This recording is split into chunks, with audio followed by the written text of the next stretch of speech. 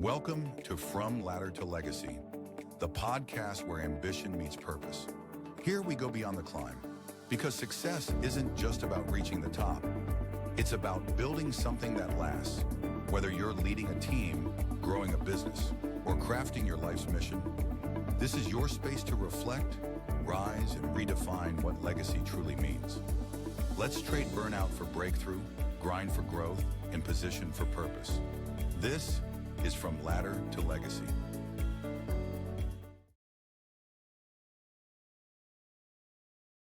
So I am here today in beautiful downtown West Palm. I should say right directly outside of downtown West Palm with Adam Haas, a buddy of mine with all Temp HVAC, the right temp at the right time. I think I stole your slogan. That's quite all right. He is the HVAC man. He is the tattooed man. He is the man with the plan and is here to tell us today about his journey through life. I apologize. I'm having a cup of coffee, but we're at Carmela's this morning and we wanted to sit down and have a conversation and see exactly what's got Adam here today through the years. He's got kids. He's got a wife. He's got a life, and he's going to tell us a little bit more about all of it. So Adam, when were you born? What it all started? So you from Florida or where are you? Born and raised in New York, in Long Island. Other New York. A town called Roslyn on the north shore of Long Island. Grew up there. From there, went into Manhattan. Did 10 years in Manhattan and did a 5-year run in a beautiful town outside of Philly. And next month, I'll be celebrating 19 years in South Florida, in the West Palm Beach area. So what made you come down to West Palm? Because that's always the question I have for people. I know I came down for work, but what put you from New York to West Palm pre-COVID? This is not a post-COVID. You know, I always loved Florida. My grandparents were down here. I always said to myself, I'm going to be in Florida, just don't know when. And, you know, as they say, everything aligned right. I was in between jobs, was offered a position that I could be remote. Once they told me that, I decided to look down in Florida where to live, and been there ever since. Best move I ever made. So work took you down here. So it wasn't like, hey, I want to come be a beach bum. I'm down here. And it was the opportunity to work remote. Got it. Gave me the reason, I should say the excuse, to leave New York. So you weren't remote in New York. What kind of work were you doing in New York? In the packaging, paper, plastic, disposable industry for over 25 years. So anything from these beautiful cups, napkins, papers, plates, plastic, you name it, I sold it. If you used it and threw it away, I sold it at some point in my life. Wow. How do you get into that? Did you go to school for that? Or No, my family had a paper plate and a paper hot cup manufacturing facility in Maspeth, Queens that started in the late 1800s. Wait, this is your family? It turns out it was the other side of the family that owned most of it. Okay. But I didn't find that out until much later in life. Yeah. So after college, I got into that. When I was living in Manhattan, I was running shipping and receiving and production. We ran a factory basically 24/7. Wow. We employed 270 something people. It was great until the other side of the family decided it was time to sell, which was just around 95, 96. Due to nepotism, I had an uncle in New England. I had a cousin up in, I'll say Western New York, Eastern Pennsylvania. I covered that area. And then you had my father, who was New York based and covered that region through the mid-Atlantic, and they offered me a job somewhere in the wild west, and I was uninterested. So I went out on my own at that point, worked for a broker where we had probably 22 different manufacturers to represent. And that's still in the packing industry, or is that what were you doing? So what did you transfer to at that point? Transferred to being, I guess you could say, more into the sales end of it, more than the logistics side of it, which is what I always wanted to get into. So now I was covering Eastern Pennsylvania through Richmond, Virginia. Wow. So like Bushkill Falls all the way to Richmond? Into Richmond with, like I said, about 22 manufacturers, anything from caterware to plastic cutlery to foil, aluminum foil, saran wrap, you name it. Again, I sold it. So that you're just, you grew up in it. I was the kid that for every school birthday party brought in the paper plate. The one that say happy birthday? I brought in the birthday plate, right, exactly. mitzvah plates. I love it. But look, it was very good to me. I enjoyed it. My last go around, I was representing a handful of manufacturers, traveling the country. I did a lot of traveling. I used to say my office is either 40,000 feet in the air or in a hotel room. So did a lot of travel. Got to see the country on someone else's dime, which was great. Met a lot of great people. And then COVID hit.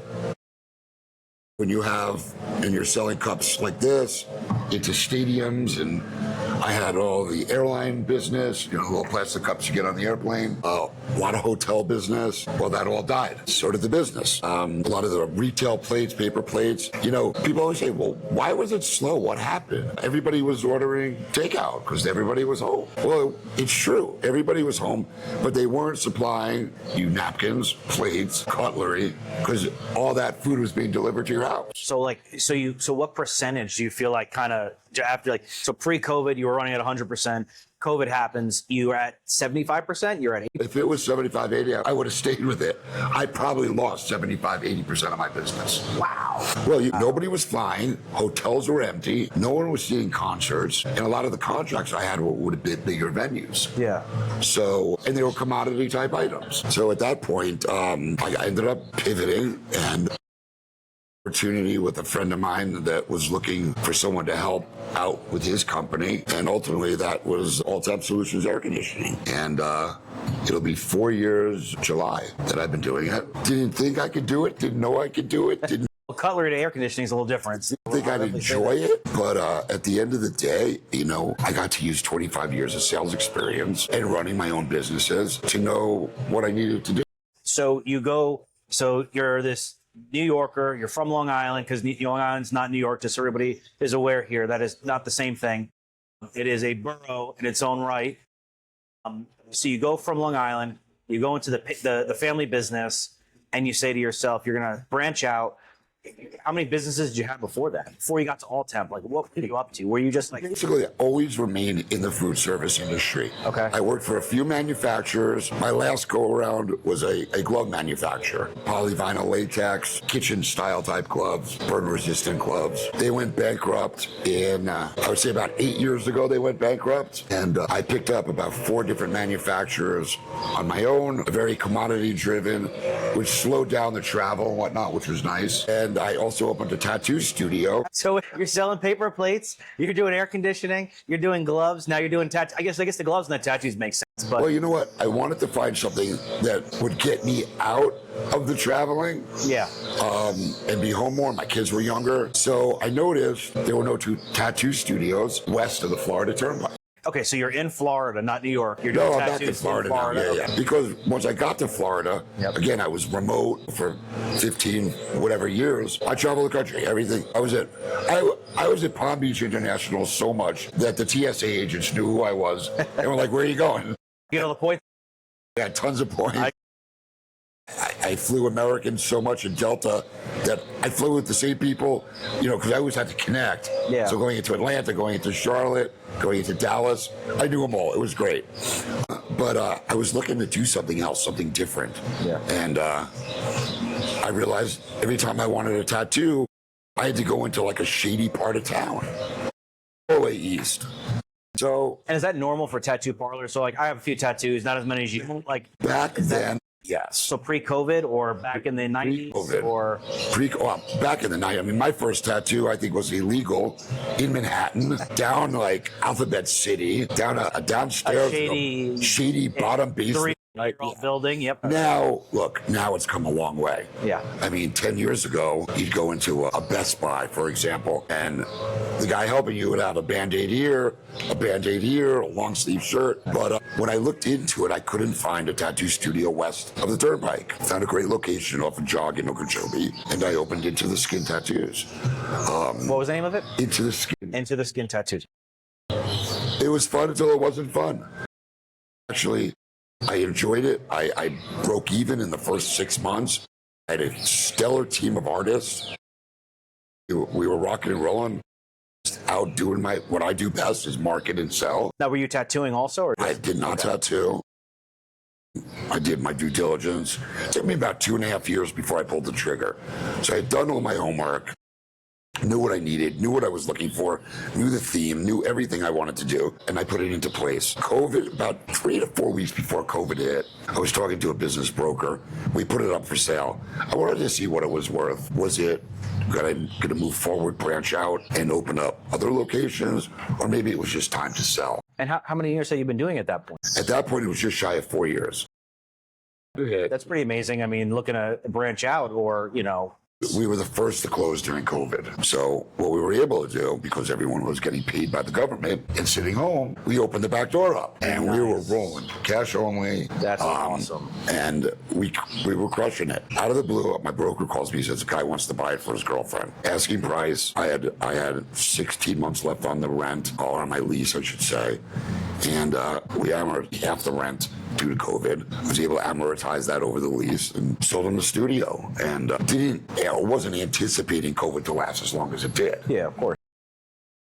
Obviously, I made my money, and I was still selling at that point, but not until about eight months into COVID that I was like, wow, this is not ending too quickly, is it? No, it was and not. As my commissions went down, I was like, all right, well, I got to do something, because I'm not the guy to sit around. I don't sit well. So you were still owning the tattoo parlor? Owned it and sold it about 8 months into COVID. And then I was jobless, essentially. Yeah. Now, I saved money. I had the rainy day money. But again, didn't realize COVID was going to last so many years. And with all the furloughs in the industry and companies going out of business, companies being acquired, and I'm getting older in age, made it a little bit difficult. Then when it started to circle back, looking into it, what they were offering for basically my knowledge and experience was not where I wanted to be. And that's when I was scrolling Facebook one afternoon, and Andres had posted, hey, I need help. We're busy. Everyone's using their air conditioning. Florida, would have thought. I need help. So joking, I said, I wish I knew anything about AC. Within seconds, he calls me. He goes, you know how to run a business. You know how to sell. You know how to market. I need help. Give me 3 months. If you don't like it, look. He goes, you don't have to service. I'm not giving you a tool belt. I'm like, you don't have to know anything. I need your business sense. So I went into it, and it was a little messy, but not as bad as he had made it. Within 3 months, I was like, all right, I'm onto something. And again, I was sleeping in my own bed every night. It was nice. Everyone has an air conditioning. Yeah. It doesn't matter whether it's residential, commercial. Everybody has an air conditioning. He had a phenomenal foundation. He was referral based then. I jumped in with both feet and said, you know what, let's blow this up. And that's exactly what we've done. And it's been going great. So how do you fit into the company? So you sell the tattoo parlor. Sell tattoo parlor. And you decided to jump into the air conditioning world. You've now transitioned different positions, different business models. I mean, business is all the same, right? It's a widget, right? You perform a widget, you receive money for the widget. I think the hardest part was for me learning how to do the things on my own. Normally, I'd have my larger manufacturers do it for me. I need spreadsheets. I needed marketing material, some L's, cost analysis. Now I had to do it on my own. Yeah. Well, obviously, I'm old enough to figure out what needs to be done. I understand it. I just had to do it. So, thank God for YouTube. Thank God for AI. It was the same with the air conditioning systems and manufacturers. I dug deep, just like going back to school. I read, I listened, I learned. The selling, which was my biggest concern, came so naturally because I was already a seasoned vet in the sales world. Sales is just being honest, showing your true colors, showing and explaining to customers. Authenticity, would that be the word? 100%. Yeah. If you're not authentic in any business, you're not going to be successful, especially in an industry where here I went from the white world to the blue collar world. It was a little bit different, but at the end of the day, you have your good guys and you have your bad guys. And I'm only going to accept being the good guy. Yeah. Between plumbing, electric, contractors, car salesmen, I didn't want to fall into that, even though I was in that mix, because that's the way I perceive you or the business. So we changed that. For me, it's being on time, it's being courteous, it's being polite, it's being accommodating. Customer is always right. Whether they're right or not right, customer is right. Now, is that a New York mentality? Because I don't think it's a Florida mentality. Well, it's definitely a New York mentality. I was going to say, because I don't see that anywhere to do with Florida. No, and look, I love the state I live in. I love where I live.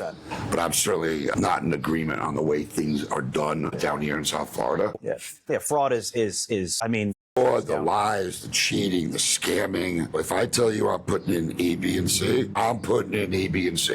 And do you see, like, from a customer standpoint, I'm sure customers all the time speak to you about, hey, I had this guy come here and take an estimate and it's $30,000, and you do the estimate and it's 15 or 16,000. Does that happen often? Is that, or More times she gets her deposit put down and no one ever shows up? You know, it happens both ways. It happens both ways. I called on a customer last week, got a quote from a reputable company for $15,000. I was like, okay. Yeah.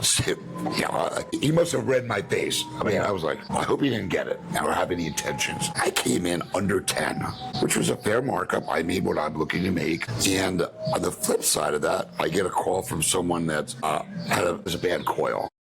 Pause for a second. That's actually was 15 minutes already. 20 minutes already. I know. It's crazy, right? Just so I could show out the card. A minute and 40. So the lady calls me. She got a bad coil. She had someone else come out and look at it. It's about an 8-year-old system. Says the guy wants to replace my air handler, and it's going to be, I don't know, whatever the price was way too low. So I said, "Where are you from?" She said, "New Jersey." I said, "You ever hear stuff falling off the back of a truck?" Not up there. She goes, "What do you mean?" She goes, "Oh, that price is so ridiculously cheap that it's either used, stolen, or there's just something not right." Yeah. I said, "So." Too good to be true. Yeah. And with the new refrigerant rules and guidelines, you can't mix and match A with B. They don't work anymore. So I said, I gave her all the reasons. I said, "Look, I'm here to help you. If you want to use our services, great. I'm being honest. Thank me. Couldn't thank me enough for just being straight up with her. Don't do I know what your heart's telling you to do. It will cost you in the long run. Yeah. You're not going to have a warranty. You're still under a 2-year warranty. So in every which way to get it fixed, let it burn out the warranty. You can talk about putting in a new system. And with the price of new systems nowadays, you got to take care of your equipment. You know, people don't realize besides your home, your cars, and your roof, your next biggest expense is your air conditioning. I don't know. My car just exploded. So, I mean, it's a pretty big expense. Which I'm saying is bigger than the air conditioning. Yeah. Well, less than having to replace your refrigerator. No. You know, but yeah, so, you know, that's what happened 4 years ago. I jumped into it full tilt. I love working with people. So where does that come from? So we talk about working with people. You talk about being agile in business. Where do you get that? Just Did you go to school for that? Is it just you? You born with it? I must be born. My parents, my wife said, "You were just born this way. You love to sell. You love to talk to people." I can be anywhere and talk to anybody. I don't mind it. I'm not shy. How'd you hone that skill though? Because I mean, you have these. I see small business owners are probably asking the same question. How do you get out there? How do you make yourself available? Surround yourself with people that are smarter than you. Keep your mouth shut. Yeah, I mean, don't get me wrong. Ask questions when necessary. Listen to how people are negotiating. Listen to how people are trying to sell. Listen and learn. Because when you're too busy talking or not paying attention, you're not learning. No, you're not. So if you listen and learn. Now, I was fortunate. I had some real seasoned salespeople to mentor me. Yep. And really, at the end of the day, I wasn't brainiac. I didn't get the best grades. I didn't go to the top colleges, but I listened and I learned. And when you enjoy something, it's that much easier. Life is too short to do something that you enjoy. And I think that was my biggest fear going into the AC business. Am I going to enjoy this? I know nothing about it, but you put the fears aside and you listen, you learn. And again, I surround myself with a lot of people. I'm in a lot of networking groups, Wellington Chamber, the Palm Beach Chamber. There are a lot of smarter people than me. And I listen. So how do you gather that information in your brain and get it to the point where you're sitting there at night formulating these plans and coming up with these opportunities for your business, for yourself, for your family? How do you do that? Because I think that's what a lot of the smaller business, let's say the people leaving the ladder and looking to go to legacy, right? They have that hesitation to want to jump and make the switch or make the transition. You said you saved up some money before you started the tattoo parlor, right? You were able to handle it through COVID. You got to this position where you're at now and you're doing your thing now. What is it? What's the sauce? What helps you? Because, you know, there's 100 people, there's 100 books out there, thousands of books about this. You hear it all the time. But, you know, I always say you got a local boy doing it in the local area. People who are listening locally, what does that mentality look like? I mean, you know, like I tell my kids, follow your gut, because your gut will tell you whether you're right or wrong. And my father said something to me when I first got out on my own after college. He goes, "You always want to sleep at night." I said, "What do you mean?" If you do it right, you sleep at night. You don't want karma to play into all that. I think when you know a product, and it's important more than anything to know what you're selling. Doesn't matter what it is. You need to know what it is. And don't be afraid to say, hey, I don't have the answer, but I'm going to find out. Humility. Humility. Yeah. Just be you. People want real people. People can read through bullshit artists. I just can't all day long. Bullshit artist doesn't always win. Most times they don't. Because if someone's smart enough to see through it, they're going to see through it. Again, you know what? You said it, humility. You know, we've all had ups and downs. We've all learned the hard way sometimes. You take all those negatives and you learn from them. Positivity, staying positive. So what was your biggest struggle then? So you talk about being positive. What was in your lifetime now, right? Obviously, marriage, kids, business, good jobs. What has been the biggest struggle for you that you've had to overcome to be able to get you into the position you are in today, where you can be sitting here on a Thursday at, 10 o'clock having a conversation like this? Patience, which I didn't have a lot of. I don't think any of us do. I didn't have a lot of it, and I can definitely be impatient. You know, we all want instant gratification, right? But sometimes that wait, I'll get back to you next week. It's not the worst thing in the world. I think just, again, learning from mistakes and knowing why that mistake happened. Go back to why didn't I get the sale? What didn't I say that I could have said? What did I say that was wrong? Did I read the person or persons in front of me the wrong way and maybe shouldn't have made light of that or said it that way? All those come with experience. It's kind of like we're both fathers. I don't know. I didn't get a rule book when that baby was born. Oh, the stork didn't drop one off for you? No. I was waiting for mine. I thought I just downloaded an e-copy of it. You did it. You knew you had to feed it. You had to change the diaper. Yeah. You teach them all these life lessons, these kids. It's things like that. I think the basics are in us. We just need to figure out a way to draw them out. You got to dig deep. You got to, for some people, you write it out. You ask a lot of questions, you watch. There's so much on the internet to learn from. And you never stop learning. And if you're not a book person, there's a podcast to watch and learn something. You got a question, what do? You go to Google, or you go to AI now. Take those questions, take those concerns, and find the answers to them. Now, do you find yourself using Google or AI more now? I am definitely making more of a change to the AI. How do you feel about that? I'm enjoying it immensely. I actually have a meeting with someone in the next week or two that I guess you would say is more of an AI specialist, because I'd like to incorporate it more into my business. I mean, right now I utilize it for rewriting a lot of documents and whatnot. I was able to redo a lot of our forms and whatnot. But I noticed instead of me going to Google to ask a question, I'm going to AI to ask the question. Look, that's a perfect example of something I don't know enough about yet, but I'm intrigued, I'm interested, and I want to learn more about it. So I'm going to do it. I think it's immensely helpful in today's world. I think it's great. I mean, the future will show where it's going to go and how it's going to work out. But right now, for what I use it for, it's been a blessing. It saves me a lot of time. It makes life easier. It makes doing business easier. Yeah, no kidding. And you sound more professional. You mean I'm a decent writer, not a great writer, so I utilize it to do that. You sound like from Long Island. Now you sound like you're from. Graduated Northwestern. Oh, excuse me. I like all the new things that have come out, be it the internet and the AI world. It's interesting, and it's only going to help business. And I see we just came from a conference out in Las Vegas. Rude, one of our largest manufacturers, Rude Ream. I mean, they're going to incorporate AI into some of their newer high-end products. Into the technology itself, like into the HVAC unit. Into the HVAC units, wow. Yeah. Okay. Now, there's going to be a different caliber of people that are going to be getting that type I can of only stuff. imagine.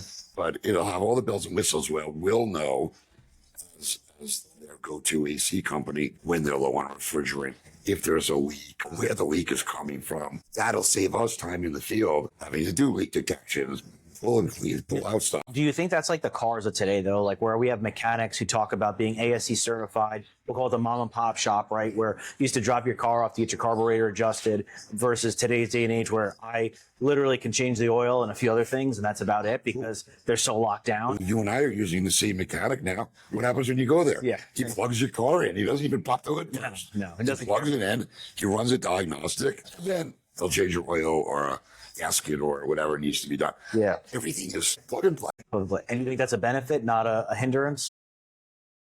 You know, for me, I'm yet to go electric. I don't know that I want to drive an electric vehicle at this moment. I like the sound of turning my car on. But again, the efficiency that you're getting out of the newer vehicles, the better wear and tear you're getting, the longer life you're getting. Someone's doing something right. Somebody's doing something right. So, I mean, where do you see the industry going? So, talk about AI and now integrate all this newfangled, mechanical abundance. So, like, do you see it going to different systems? Do you integrate more commercial style systems into residential units? I mean, what does the future look like for HV? it's going to be something that AI can't handle and control all of because you do need to install it. I can't send robots out to do it. So we'll always have a place for residential and commercial business. I think it's going to become more higher tech. It's already become more energy efficient. The noise level, the decibel levels of these systems are dramatically quieter. So as time progresses, the equipment's getting better. It's lasting longer, which you need to take care of to make it last longer. But I think there'll always be a need for us. But what I do see is I see a lot of business entrepreneurs, investors coming into the market,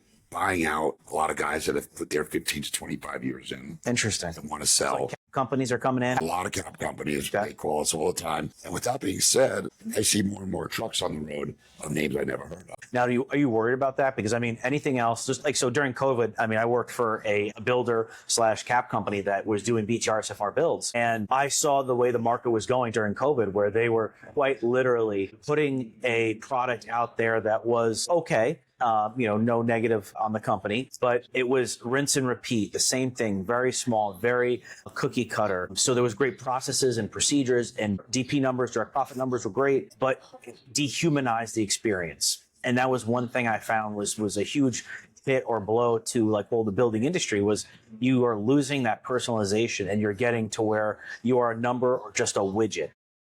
We're 80%, 85, 90% residential. We've been increasing the commercial side.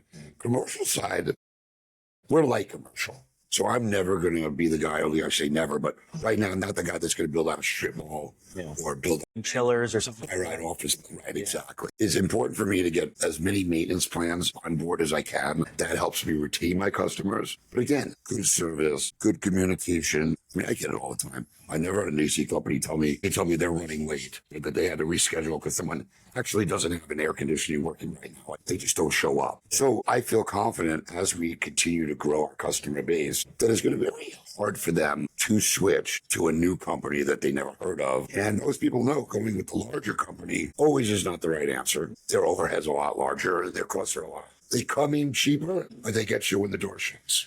Got it. So I always get that. Pay now or pay later. You're going to pay. Oh, I can do a maintenance service call for $89. Okay. Show me the bill when they leave, and then I'll show you the bill you would have gotten from me, paying a little bit more for my service call. Yeah. And they're like, okay. And then that's just a business strategy you guys have employed. Well, it's the right thing to do, business strategy. Yeah, I got to compete with the big boys, right? I got to compete with the new guys that are coming in with their pants down, for a lot of lack of better wording, and just want the business and don't care.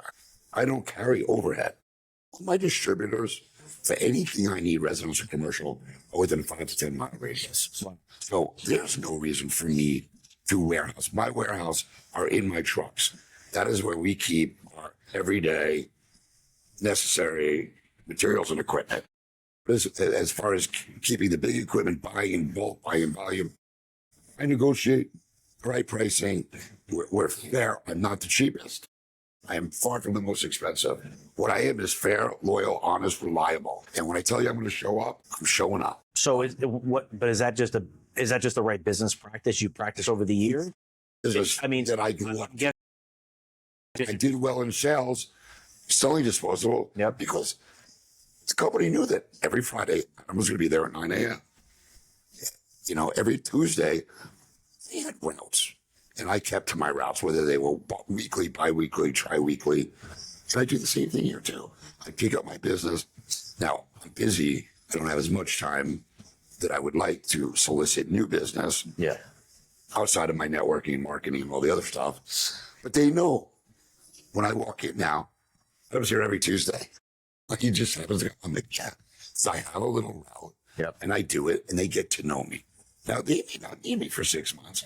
Let me tell you, when they walk in that office and it's 87 degrees, they're going to remember that guy that walked in every other Tuesday. No kidding. And that's the way it goes. Again, you know what? Too many people don't do what they say they're going to do.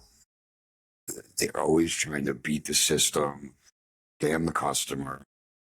It's just not the way, like my dad said, I sleep well at night.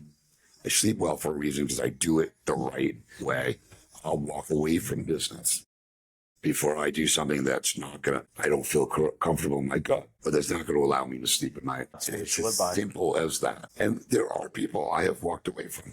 I mean, I've been into a home where, let's just say she was a Karen. And I knew right off the bat, it didn't matter what I did, what I said. If I get this business, it's going to be a nightmare. Yeah. And I don't need it.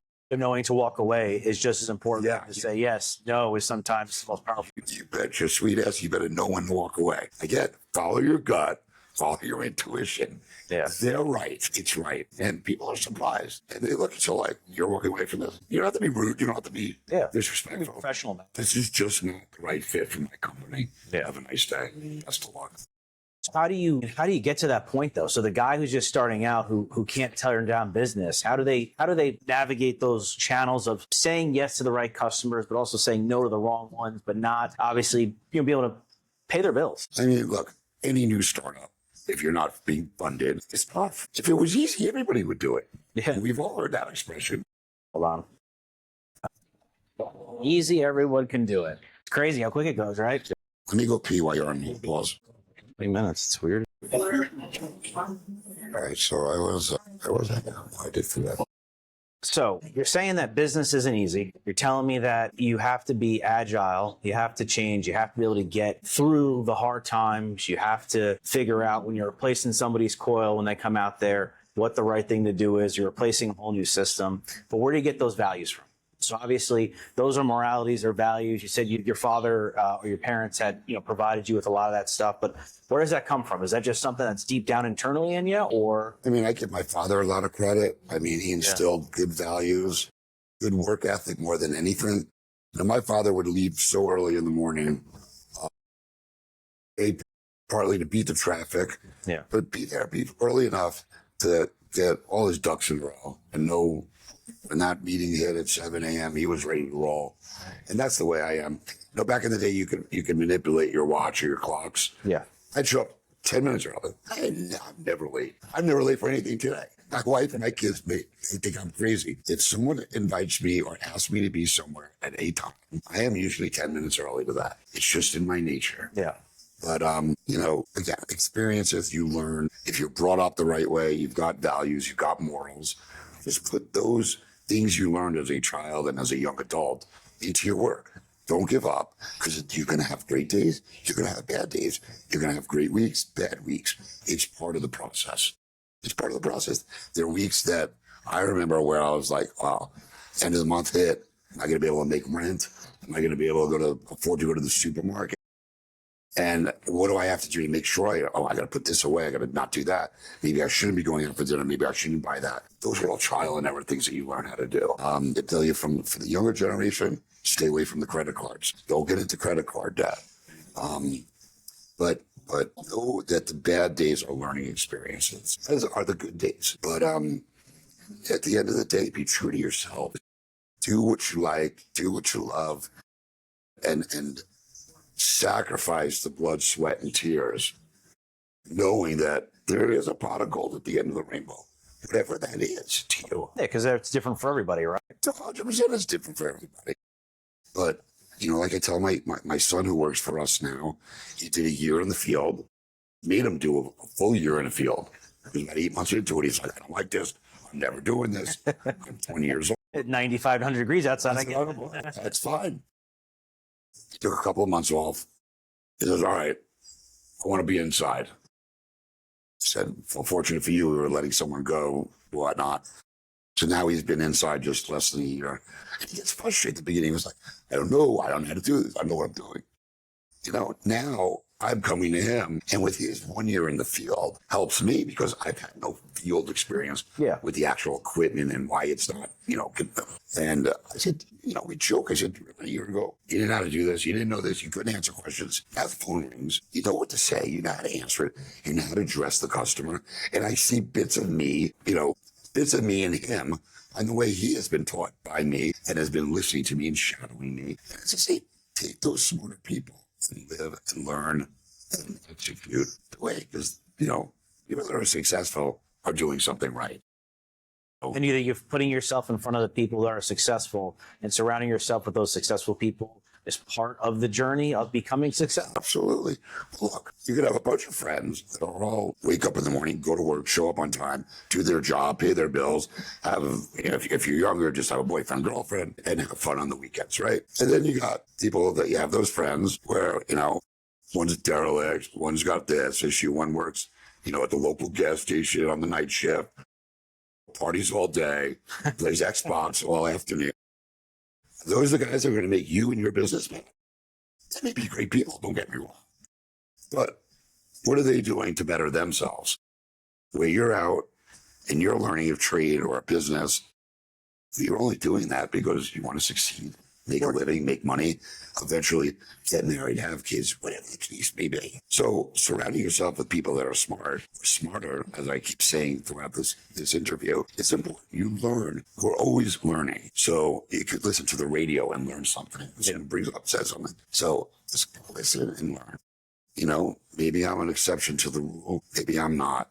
But I'm not 55 and I'm not retired yet. Doesn't mean I'm doing anything wrong. No. I'm not able to retire yet. But you're enjoying what you're doing. But I enjoy what I do. I enjoy waking up in the morning. I have a great family. I mean, at our age, or should I say the age that my kids were born, really changed. It changes a lot of the way you're thinking. You realize you love your wife. That's why you married her. But when that child is born, that's a whole different love. And that's why I wake up every morning and I bust my ass, provide them, take care of them, let alone myself. So what do you want for them in the future? You want them to go out on their own? You want them to climb the ladder? What's your hopes for them, for their future? My son is so driven. He's been driven with the sports that he did his whole life. He's been driven to work and succeed. He's on the right path. So obviously, as a parent, you want your kid to succeed. Be healthy, be happy. My daughter just turned 17, so we've got, another year of school and then college. So hey, she's a strong woman. Like I said, she's got both mom and dad, and I just want them to be happy. I just want them to be happy. Boy, appreciate, be blessed for every day, and provide them like my parents provided me, and if not, provide them better than my parents. And my parents did a great job. So it's gonna be a tough one to beat, but sure. Striving to do it, though. Absolutely. Yeah. I think I set them up with really good dreams, with good goals, and the importance of them. So yeah, I'm hoping for the best. Well, I think that's all you can do. I mean, obviously I got 3 kids myself, so I try and figure out every day, what am I doing right? What am I doing wrong? And I always feel like you're always failing forward is what I've spoken to people about before, not just in business, but in your personal life. We're always failing forward, looking to find that perfection. We may never obtain it, but at least if we're working towards it, the worst thing that could happen is we could be good. I mean, may not be excellent in everything we do. If you're going to spend your life looking for perfection, you're going to waste a lot of time and a lot of space in your brain trying. Because no one is perfect. No job is perfect. No relationship is perfect. There is no such thing as perfect. And do you think the kids today feel that? So let me ask you this. The kids, the generation today, call them kids, or say generation today, the Z, X, millennial, whatever you want to call this kind of current endeavor of generations. Do you think that they're chasing perfection and that's what we're finding as issues? Or do you feel like they're even not trying? Because, I mean, I'm sure you're hiring these people in your business now. It's a double-edged sword. I think with the social media and the Instagrams and the TikToks, they're thinking they can make the money quick. And what they don't understand, just like the 1%ers of the world that are billionaires, and you may never even meet a billionaire in your lifetime.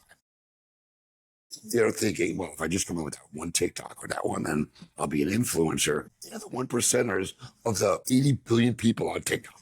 I mean, There's no perspective there. I think what they're seeing is that money and is the nice cars and the nice this, but having trouble understanding how to get there because it's happened so fast for these kids. Well, they see the Lamborghinis, they see the McLarens, but they don't see what it takes to get to that. You don't see the Hondas and the Nissans and the Fords and the GMCs and the Cadillacs. More influencers that are not influencers making money and getting, and if they are getting checks, they're nominal checks. Again, there's the 1%ers, and that's what they have to be aware of. It's hard work, it's blood, sweat, and tears. You got to devote time. Half days don't work. You got to devote. In their days, you're going to have to work late. Their days, you're going to have to work on a weekend. It is what it is to succeed. You know, I always bring up Elon Musk, just as an example. He worked 17, 18 hours, probably lived on caffeine, never slept, had defunct relationships, but he's a billionaire. Does that mean he's happy? I don't know. Does that mean his life has been great? I think if you did some research on him, he's had a very tumultuous life trying or becoming that billionaire that he is today. Do I want to be a billionaire? Not really. More money, more problems. I don't work 18 hours a day, 7 days a week, and have no life. You know, so everything needs to be put in perspective. I love that. That's 100%. If you're making enough and you're happy and fulfills your dreams, that's great. If you want more, be bigger. Just work at it. It's not going to come in. No one's knocking on your door. No one's calling your phone. They're not handing out checks anymore? They must have missed mine. It's over.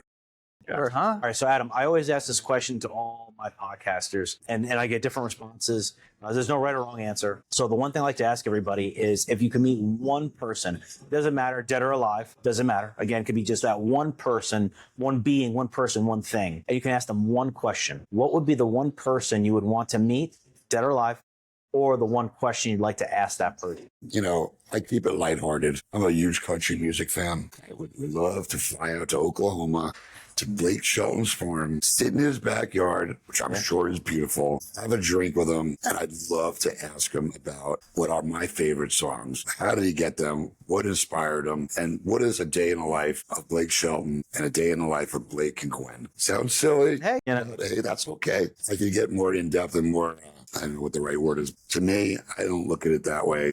I've had my ups and downs. I have succeeded in my own goals, and I keep plugging away. And you know what? Comes a point where you get older, and you just stop taking life too seriously. Oh, yeah. And I think I'm at that point where, like everyone says, you got to enjoy your life and enjoy every waking day you have with your loved ones. And that is really where I am today. I spend so much time on the road traveling, missing things that, quite honestly, I don't want to miss anything anymore. And I won't. And that's where I'm at. And I'm back nine, as they say. And I'm enjoying every minute of it and loving what I do. And, you know, I got a great family behind me, my wife, my kids. I've got some of the greatest friends that a man could ask for. So at the end of the day, I'm not sweating the small stuff, as you expect you to.